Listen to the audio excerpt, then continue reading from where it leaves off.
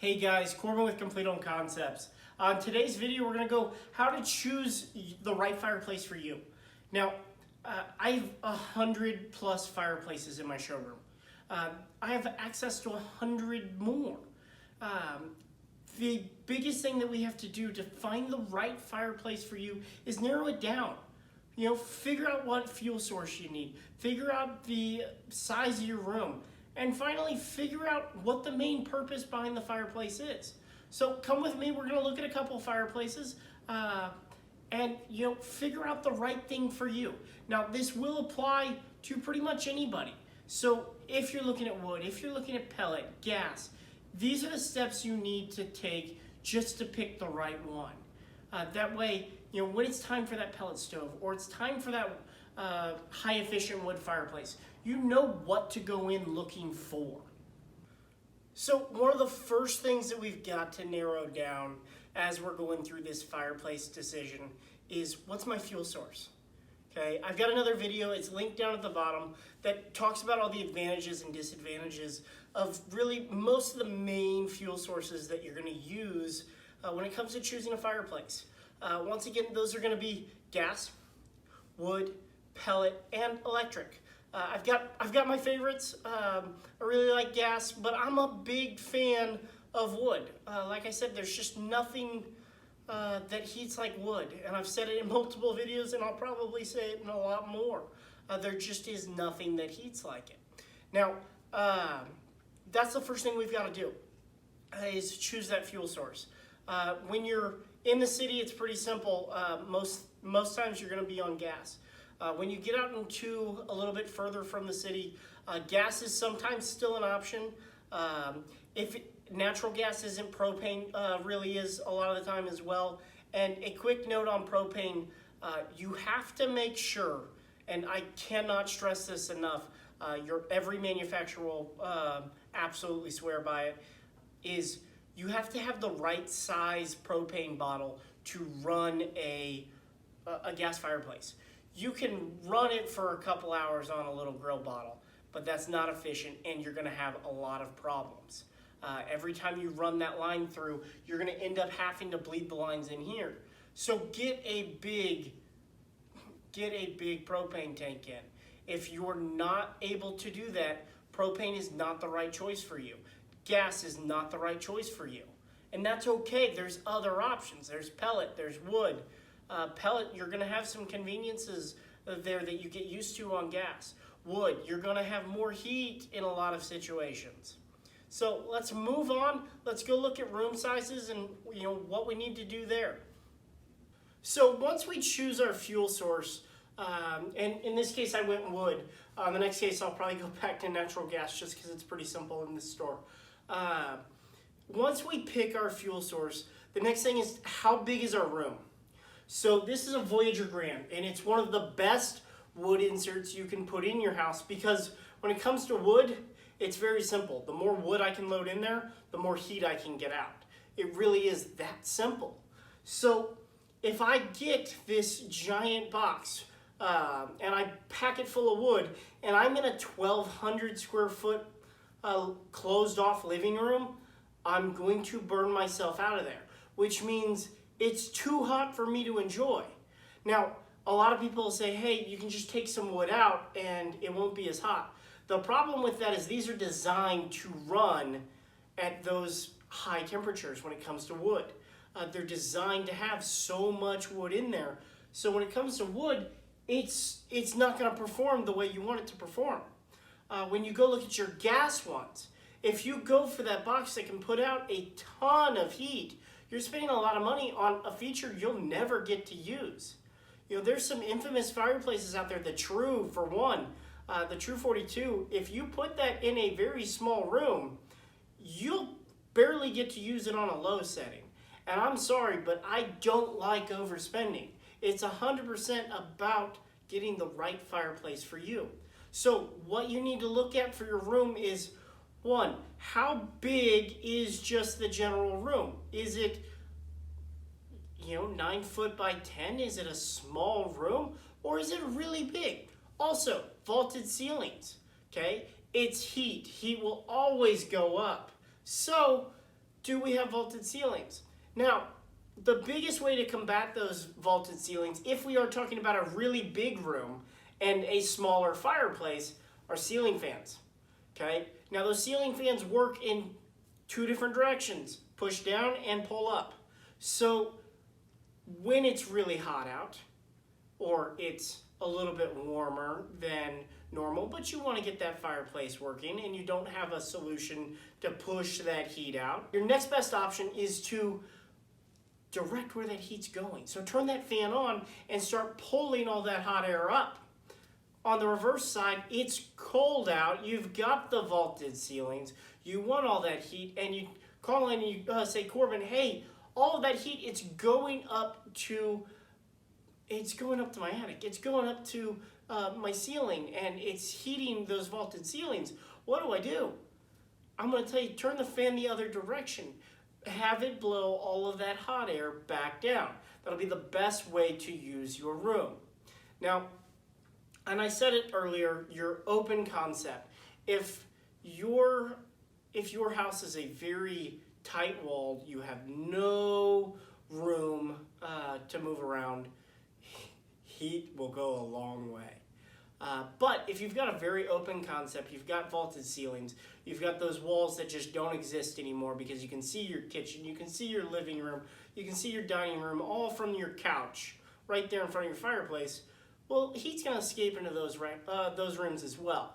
So look at getting a fireplace that will heat that space. But if you primarily sit in front of that fireplace, you won't be sitting there for long if you get a fireplace that's too big for your particular use. So your room size is one of the most important things. And in Complete Home Concepts and me, I don't believe in overselling a fireplace. I might have a $10,000 fireplace. It's not the right one for you. Earlier, I showed you a fireplace that was $25,000. And if you think that's expensive, that one just is the starting point when it comes to commercial. There's some amazing fireplaces out there, but not for you, not for me. I don't want that fireplace in my house. It's not my style, and it's not the right fireplace for me. So it all comes down to your room and your needs. Last stop, we're gonna go look at what we want function-wise out of the fireplace. Do we need a true heater? Do we need something that's gonna push out a ton of heat and it's designed to push out a ton of heat? Or do we need something that's aesthetically pleasing? It's not just a metal box. It looks good and it pushes out a good amount of heat, but it's not gonna run me out of the room. Let's go. Okay guys, we made it. We're at the last step. We've gone over, not every fireplace is the right fireplace for you. We've gone over picking your fuel source. Are we going wood? Are we going gas? Are we going pellet? Are we going electric? The last fireplace we were at a wood burning fireplace. It had some wood in there. It was really good looking. And like I've said, that's my preferred style. But it's not everybody's. So this time I'm in front of gas. Okay? And we're at that final step. Form, function, aesthetically pleasing. We're looking for what's the right fireplace for us. We've gotten past the fuel type. We've gotten past, how big is our room. And it's finally down to, do I need a heater rated unit? Something that's meant to push out heat. Its sole purpose is to push out heat. It'll be aesthetically pleasing because that is your best type of fireplace when it comes to your good, better, best scenarios. But does it have to be the heater rated fireplace? So right now I'm in front of a couple inserts, and if you don't believe I'm baking right now, these three fireplaces are putting out a bunch of heat. The one behind me I actually had to turn off. I was about to catch myself on fire. I am directly in front of it. It's been off for about 10 minutes and I'm still feeling that heat, okay? So to my right, I've got an Escape 35 from Heat and Glow, and to my left, I've got a Supreme 35 from Heat and Glow that's actually brand new for this year. So the Heat and Glow Escape 35, this guy has a fire brick lining in there. It is made to heat. That's its entire purpose. It's going to be the top of the line when it comes to inserts, especially the Squadron Fire right behind me. It does the same thing, but they are made to heat. That is their only purpose. They're going to fill a big room with a lot of heat.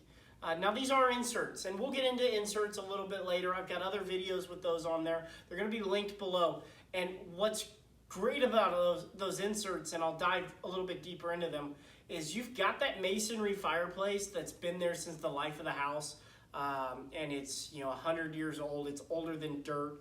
It's just this big leaky fireplace that all the air is going out of.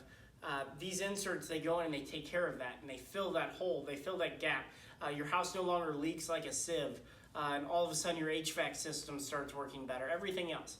But I'm starting to digress there. These guys are designed to heat, okay? But I have two here that perfectly prove my point.